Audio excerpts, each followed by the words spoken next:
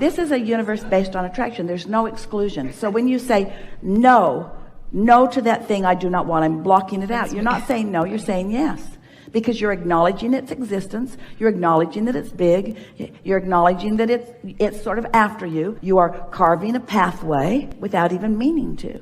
So we know this is annoying, but what it comes down to is recognizing that every subject is really two subjects, wanted and not wanted. And you can tell by the way you feel whether you're leaning in the direction of the wanted or the unwanted. So lighten up, accept that you live in a world of diversity and balance and variety, and bless this world, because out of it you have carved your ideas of who you are and what you want, which are dominant. Acknowledge that the source within you is wrapped all around all of that you want, and is looking to you and through you for the fulfillment of all of it. Acknowledge that it doesn't matter what negative or contrasting components helped you come to those conclusions. They are non-issues now because they did their work.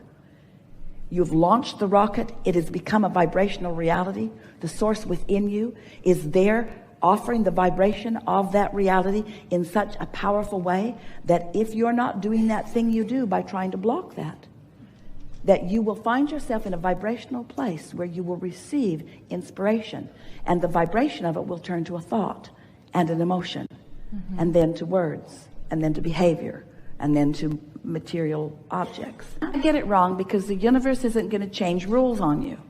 Law of attraction isn't going to suddenly start behaving differently. So you're going to come to understand the effectiveness of what you're doing by what happens in response. And by that we mean by how you feel. And we want you to get 100% out of the problem-solving mode.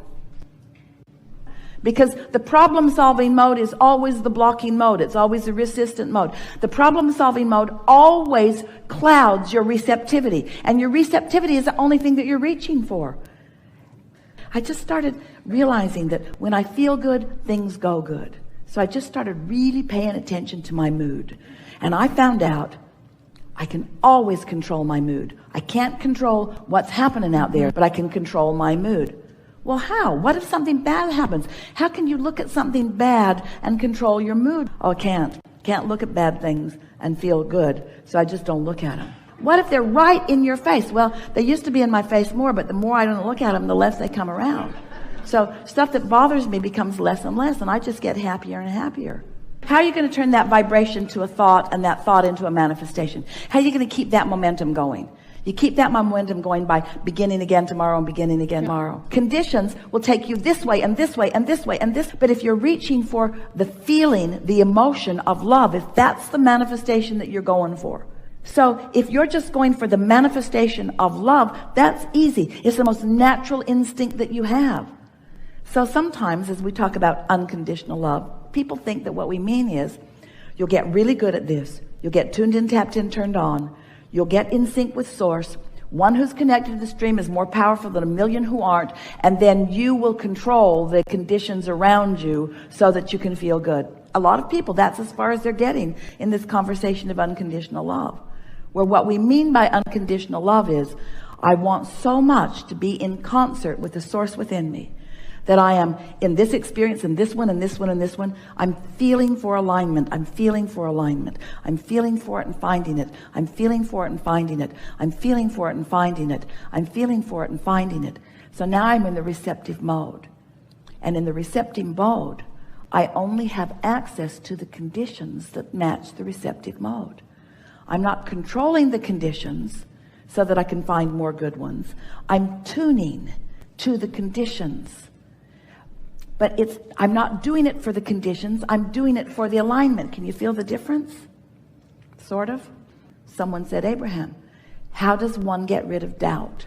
And we said, before it starts, which is totally annoying. But what we mean by that is get up and tune yourself to alignment, which isn't doubt. And then hold yourself in the frequency of what feels good, and doubt will never come. But if you wait till it comes and then you try to get rid of it, all you do is validate it. and practice the vibration of it longer. Can you feel this? In time, you will be out ahead of it. Your mood matters more than you ever thought that it did. But most people think that their mood is controlled by conditions. That's conditional love. If you don't let your mood be controlled by conditions, if you control your mood because you mean to, when you have a great day around others who aren't, now you know you got it. My goal is to wake up tomorrow happy and see how far into the day I can go and still feel happy.